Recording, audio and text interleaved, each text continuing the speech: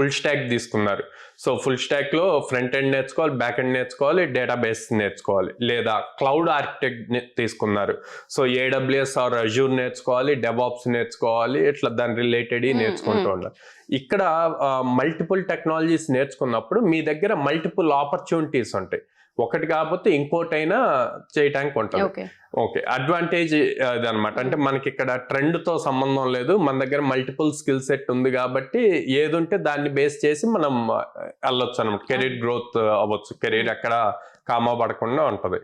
So కానీ disadvantage ఏంటంటే అన్ని స్కిల్ సెట్ అన్నిటి మీద నాలెడ్జ్ ఉండాలి, ఇన్ డెప్త్ నాలెడ్జ్ ఉండదు.